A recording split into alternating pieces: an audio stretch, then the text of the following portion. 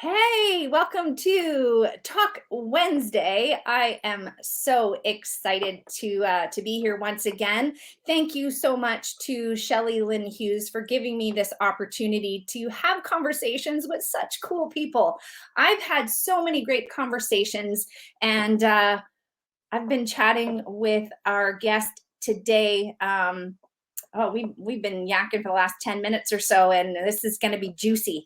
I'm really, really, really excited to introduce you guys to Justin Saint today. Now, before I hand it over to Justin officially, I want to make sure that a big thanks go out to Leanne Miles, the sponsor of our Talk Wednesday segment. So thank you so much to Leanne and your team for giving us the opportunity to be here and to be able to share the stories of so many of the wonderful people that grace the pages of the Pursuit 365 book. And today we have from the second edition book, page 23 brings you Justin Saint, who is our guest today. Welcome, Justin. Thank you. Hello, everybody. All right, so if you're looking at the banner here, where my guest is Justin Saint, and I've put AKA Raisin Cain. So, Justin, please tell everybody what that is all about. I think this is so cool, so cool. Yeah, I'm a voiceover actor, and about a year ago, a year ago, um, I I had only started acting after the pandemic started, in voiceover, and I kind of went through, taking school. Um, uh, because of the pandemic, it suddenly became possible to do acting via Zoom, kind of like how we are now. Mm. So it kind of opened up all these avenues for me. And then about a year later, I was working with my agent, and I got an email. Hey, you got cast in Strawberry Shortcake, and I was like, uh, what? So yeah, I booked Strawberry Shortcake, which is a show by Wild Brain, a Vancouver company, and it's on Netflix, Crave, and YouTube in Canada. And I'm now the voice of Raisin Cain, which is a legacy character. Raisin's been around since about the 80s. Started out as a villain, so a little bratty girl, and she had her own doll. This is kind of the coolest thing. She had her own doll, and it smelled like grapes back in the 80s. But now, Raisin, my version, is a non-binary Asian drummer. That's kind of part of and now in the Strawberry Shortcake universe is kind of like the it band for that universe.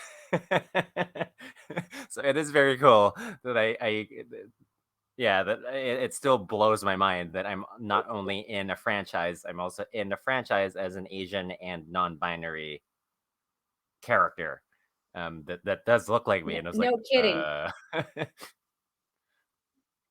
Well, and it so does, and this is where I wish I had more of the technological skills to be able to, pop an image up on the screen here, because your character is too cool. I love the little the buns. Yeah, the space buns. Yeah, Uh, yeah, and I love yeah, Star Wars and all that. So the moment they showed me the picture, they showed me so we recorded about a year ago.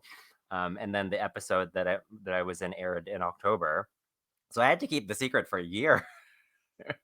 um yeah, so I got to see what Raisin looked like for a flash, but then instantly I was like, I looked like that in high school. Perfect. Or I didn't say I looked like that. yeah. That's what I wanted to look like in high school. But it was definitely like my aesthetic.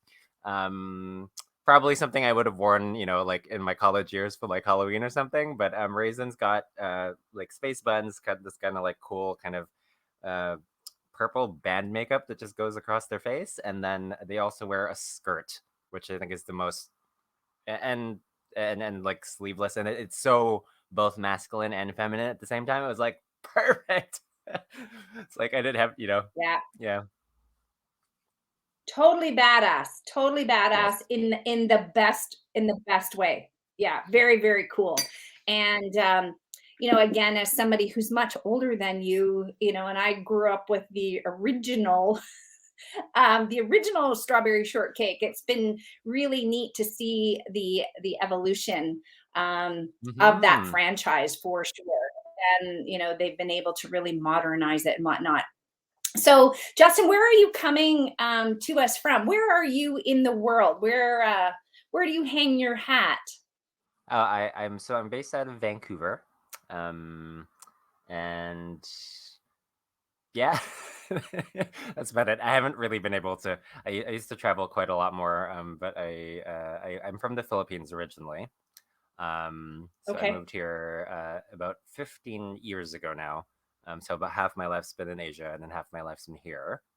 And yeah, Vancouver's pretty much home at this point. It is a great city to be a voiceover actor in. It's kind of, we have Hollywood North, um, Mm-hmm, mm-hmm. and yeah, I found that luckily there's quite a few shows in town. We also have some, I think Disney and like Avatar and some other big companies are setting up shop here as well. So it's really a good time to kind of jump in the industry. Super competitive, but sometimes you just get lucky and you book a franchise. It's just like That's right. Well, and congratulations on that. Congratulations on that. It's so incredible when you get to learn about people's dreams coming true. That's for sure. That's for sure. Okay, so I want to circle back to, so you made mention that your character in the Strawberry Shortcake franchise is gender non-binary. Now, hmm. you and I were chatting, before we hit record here. And I know for so many individuals, that like people are like, oh, okay, there's this, there's that, and I don't understand. And I know my husband and I were having a conversation recently, and I remember saying to him, I said you don't have to understand it, just don't judge it. And Mm. and I remember Mhm. when somebody said that to me for the first time, it was like, okay, right? Because when we don't understand something, we automatically, you know, go into, trying to dissect it or pick it apart or whatnot. So you and I were chatting. So I run a sandwich shop. Okay. Like Mhm. we make soup and sandwiches. It's pretty basic. Our whole concept at our sandwich shop is we do everything different. So we don't do any traditional sandwiches. So I guarantee you, other than egg salad, um, none of the sandwiches, like we've named them all ourselves. We've created them, typically at 3 in the morning when I don't sleep. Um, Mhm. and we've run up against so many people struggling with you know because they're used to the Reuben and they're used to the clubhouse and they're used to those traditional named things, Mhm. no different than our soup. So my creative outlet is food. So when I start making soup, you start with the basic ingredients in the pot, and I literally, kind of, without sounding woo woo, I let the ingredients kind of speak to me. So a lot of times I Mhm. end up with this beautiful creation in a pot that tastes really good. But then, the gal that works for me, her and I look at each other and we go, well, what are we going to call it? Because people Yeah.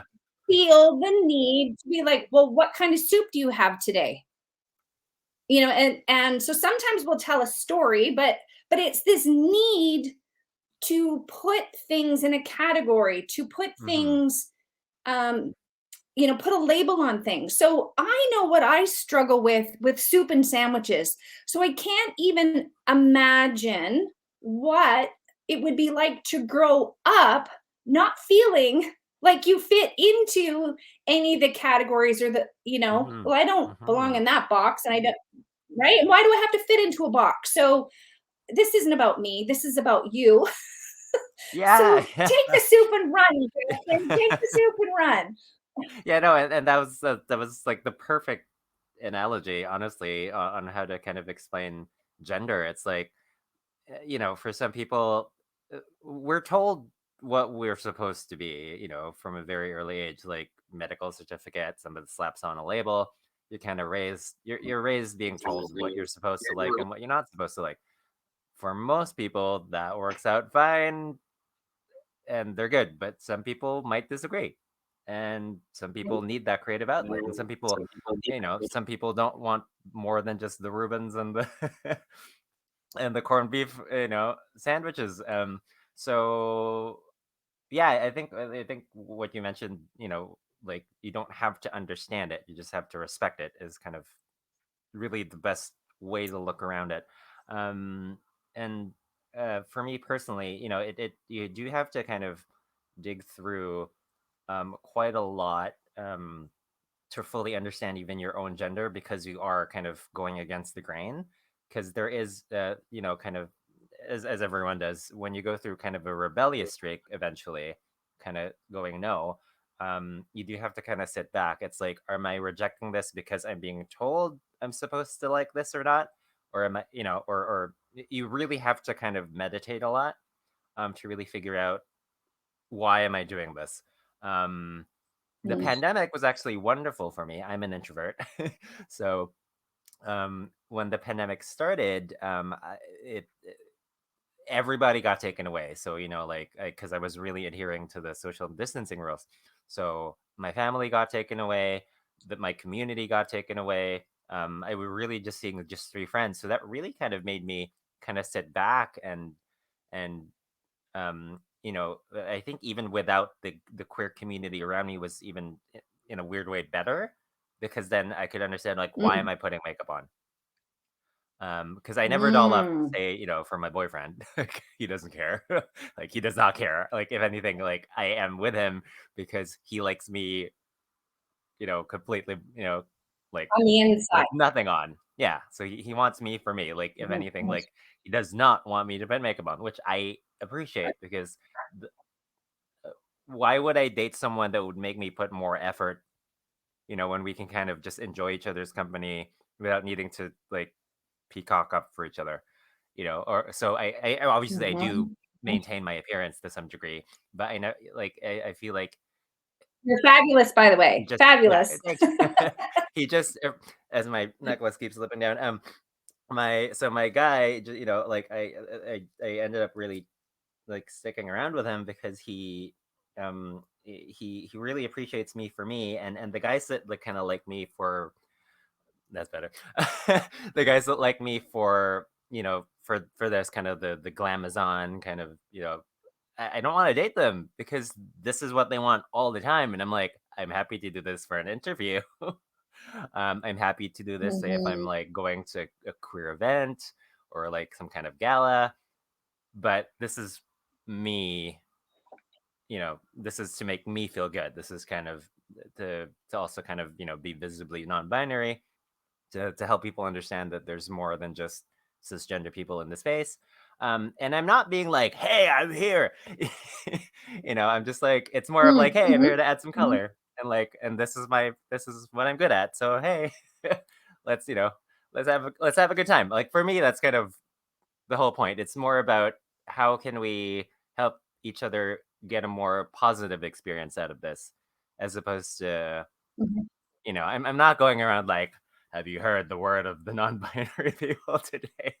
There's Mhm. no, Mhm. like, Mhm. Mhm. political agenda. Like, if you don't agree with me, I don't care. Like, I'm gonna find the people who do, and I'm gonna have a good time with them. Like, um, Right. so, Right. and yeah, And yeah, what I'm really sensing is you just want to be you. You just want to be you, yeah, period. Right. And but this is where again it's this whole thing of, well, are you trying to prove something? Or like there's this need, right, to push other people's stuff, onto you, to, make you question every little thing. And at the end of the day, it's, I just want to do this because I like it. I just want to do this yeah, because it makes me happy. I just yeah. want, right. And it's not about anything else.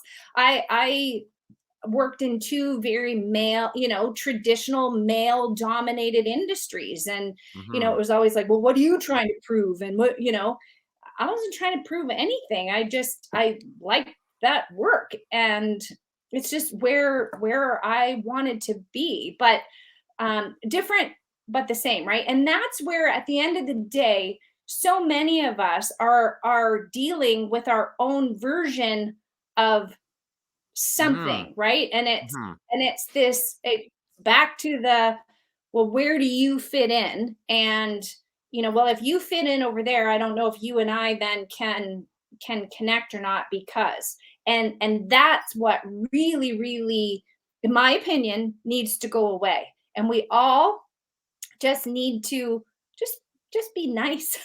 Just be Yeah. kind. Just treat people with respect. And that is so much of what I love about the Pursuit 365 mission. Mhm. I love what Shelley is trying to do in building people up, right? Like there are so many fantastic stories in this book. I've been uplifted by many. There's a number of people in this book that I know, and I read their stories, and I was like, wow, I didn't know that about them. And it Mhm. just brings way more color to things. So, Justin, what brought you to the Pursuit 365? What really tugged at you to say, yes, I want to be part of this. Yeah. So, well, at the time, I hadn't even, um, I think I just started acting at the time. I think I was a makeup artist, for about 10 years. So I actually that's how I met Jennifer, um, who co-published the book. She was part of the admin staff, and then we just kind of kept touch, on social media. But for the last, I'd say, 10 years, it's really been a journey, because at one point I wasn't sure if I was trans. Was I going to transition? I had a partner. He just blurted out one day, like, "I can't wait to bring you to Thailand." I'm like, I never asked for that. Like, no, I like my chest. So kind of, so people assume, oh, just because, like, political leanings, then you must all be on the same page. No, hell no. If anything, like, I disagree and agree, with it, with there's things to disagree with regardless of political affiliation. Just because we're both queer doesn't mean that we agree with, you know we're of the same mind and understand gender the same way. um so and for me, it was really around being around a lot of other artists. Like, there's a lot of other, like, I love makeup, but, like, it is a very visual art form. And I Mhm, realized, mhm. after being in it for 10 years, um it's not ultimately, it's not what makes me wake up in the morning. Like, it did wake, if I wasn't going to be on set, I'd wake up in the morning, but it wasn't for the makeup. It was to be around other creative types. That's kind of what was Okay. getting me up. And that just happened to be the outlet at the time. But they do say that what you're supposed that your purest art form is the thing you're most self-conscious about. And for me, that's my voice. Because when I was younger, yeah, yeah. Mm. Because when I was Say it younger, again. um, No, yeah, sorry. Say that line again. That was like that was big. That needs to be repeated. yeah, so your truest, most, like, from the heart art form is the thing that you are most self-conscious about. Yeah. And for me, that's Hmm. always been my voice. Because when I was younger, my dad would constantly be trying to get me into, even running the wrong way. Like, he beat me up once for running like a girl. um, and there's all these things that happened in my childhood where, I got severely punished for being anything feminine. Pick, like, even down to, like, I got in so much trouble because they noticed I always picked the girl characters in the fighting video games. So here I am, doing this butch thing. I'm beating up my cousins, ha ha ha ha. But you're always the girl. Ah, I can't win. Like, damn it, they figured it out. um, Yep. so for me, as I grew up, I started talking too fast, and then I kind of started slurring my words. But when I was like 4 years old, I would kind of watch cartoons like Beauty and the Beast or Aladdin or The Lion King, and like I would just stare at the screen. I used to go to the movie theater and they would just leave me in there, and then I would just and then the movie would Wow. just play over. So I think there was one day I watched a Disney movie 4 days, 4 times in a row because they just left me in there and nobody kicked me out. So and by the time I walked out, I was already singing all the. I think it was it must have been the Lion King. I was already singing some of the songs, and so it's always kind of been always part of me to kind of um, uh, play around with my voice in ways that allow me to kind of experience being someone else. Um, and so for me, part of the being part of the pursuit journey, I think I just kind of wanted to share some of my insight. It is, we only have got 365 words, so I'm really glad for this, so we can talk even more. But really, as an artist, as to figure out my gender did take half my lifetime, literally. Um, and I think that's something that a lot of people don't understand is like even the word trans, um, came around in like the 1920s. Like it's not even it's barely a century old term. Oh wait, no, or even homosexual. We didn't label ourselves and in the ways that we do today. There were words for queer, but like the way we define queer now is just so specific to our generations, and people think it's such a long thing. No, the longer thing is actually um, having other genders outside the binary. Like that's consistently been a pre-colonial thing all over the world. So for me as a Filipino, we have babaylans. They're like these like kind of healing gurus that would live in the forest by themselves, and they would traditionally be women, but you were allowed to be a man dressed in these female clothes, and then you'd go into town and like heal people, and they still exist. Um, and there's all these kind of roles for people like me all around the world. Um, that I think now that we have this amazing way of communicating globally, people are realizing like, wait, this is like part of our shared history. Like having, more than two genders. Like this isn't something new. This isn't a Gen X or a Gen Z or a millennial thing. Like we're just going back to the way things were supposed to be. So I think that's one great thing as well about uh, needing more non-binary representation, because it really it speaks to even our core as human beings. Just allowing other people to thrive and be their best self is really kind of at the core of it. Yeah, they're best and they're most authentic. Yeah. Um, Yes. because authenticity is really um, that's in my opinion where it's at, right? But going back to what you said quite a while ago, it was that need to go inward though to even unpack, you know, like who am I? Who am I, right? Without the noise and without all of the outside um impacts, right? And just Yes. really going into, who your true self is. And that's so beautiful. That's so beautiful. And um you know very it's very cool, because you're still so young, right? To have that self-awareness at your age, I find so admirable. um I'm 52, and I've just been personally doing a lot of my own work along this lines, at my stage of life. So I always applaud, when I meet somebody younger, to be like, yeah, you go. Right, Yeah. figure it Yeah. out Yes. so you have Yes.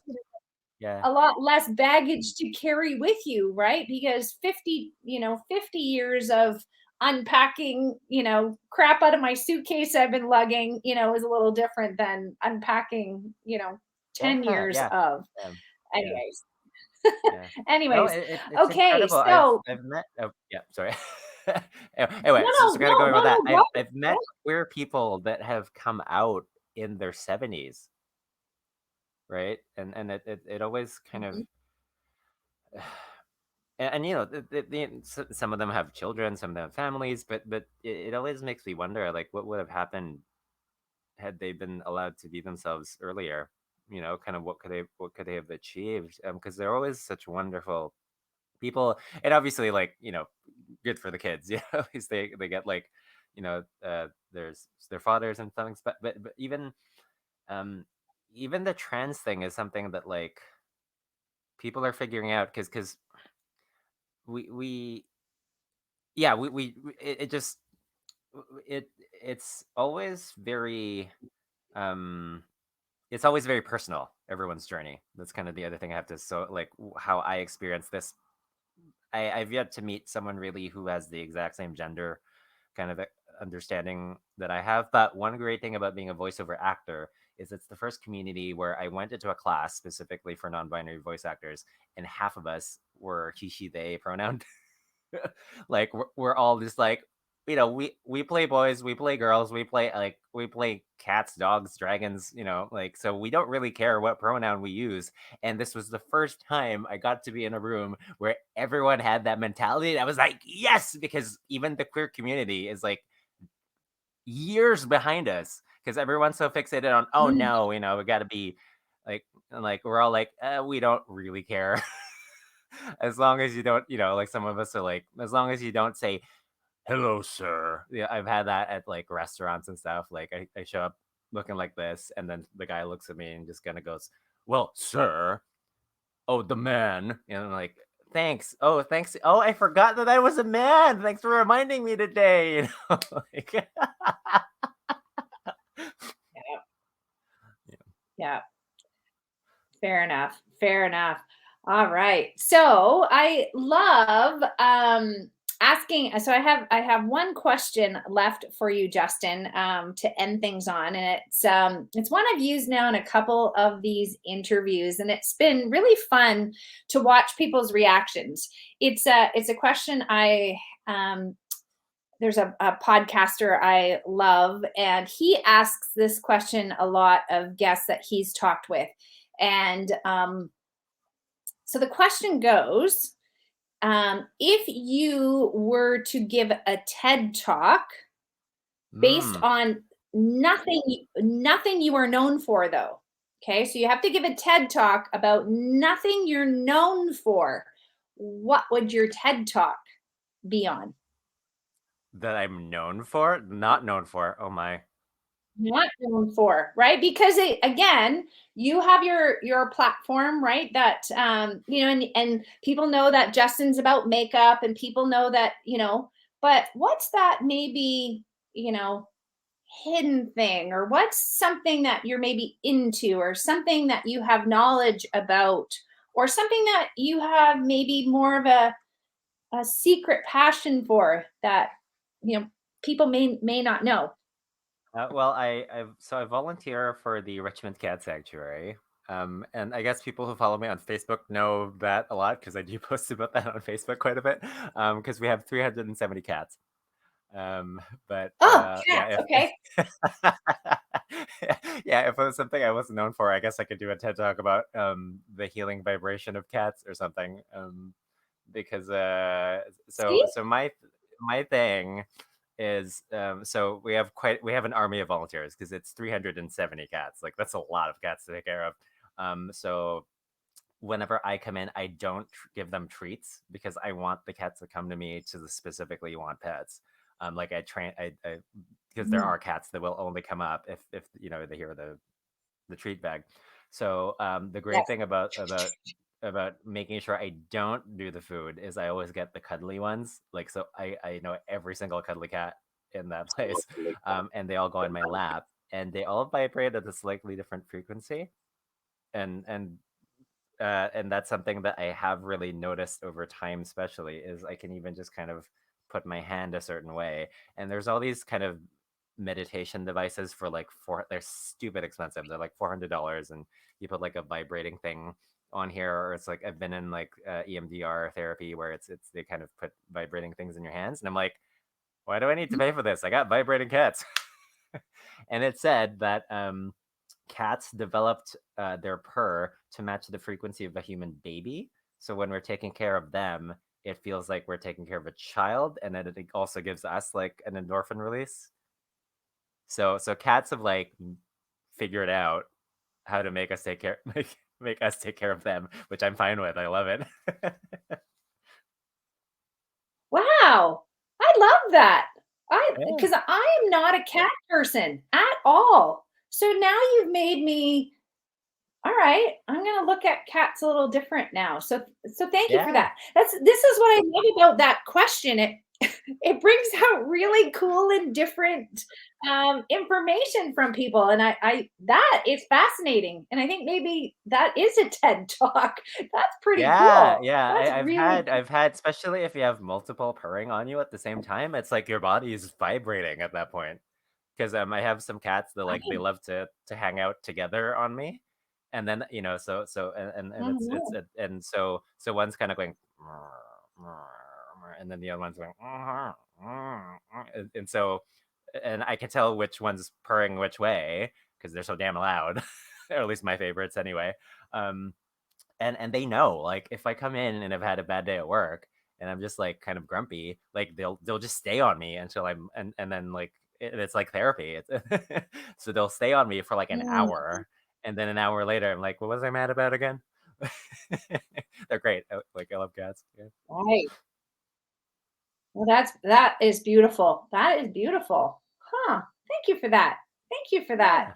And thank you too for your time, Justin. And thank you for sharing some of your heart and sharing some of your story, right? Because there's a real vulnerability here. And I really appreciate you letting down the veil, so to speak. And, I think if, you and I could plant a flag on this talk, I'm going to circle back to let's just all be kind and nice human beings, right? And that you are. I can feel, your beautiful spirit, and keep shining your light in the world, and keep putting lots of beauty out there, and rock on, Raisin Cain. That's for sure. That's Yeah. for sure. Yeah, so Right if you on. want to Right. catch Raisin, yeah, we're on Netflix, we're on YouTube, we're on Crave. I think we're also on Wild Brain TV, which would make sense because that's the company that makes the show. And season 3 started production a few months ago, so keep tuned for more. So Excellent. And for people to find out, more about you, or to follow along in your journey, where do you hang out? Do you have a favorite social platform you like to hang out mhm. on? Yeah, so I'm mostly on Instagram these days at the Justin Saint, and then my website as well Perfect. is www.justinsaintvo.com. So if you do want to listen to some samples of characters that I voiced, I do have some demo reels on there, so you can hear some of my different voices, and then let's see if see what kind of voice acting gigs I could possibly get. I don't know. It's like, hey, Avatar Perfect. Studios, if Perfect. you're listening to this, please hire me. I want to be in the Avatar: The Last Airbender series. There you go. You put that out there. Put it out Yeah. there. Keep putting it out there. Well, thank you again, Justin. Thank you again to Shelly, and Mhm. to Leanne, for giving us this opportunity to chat today. Everybody, have a incredible Wednesday, and we'll see you next time. Yeah. Bye.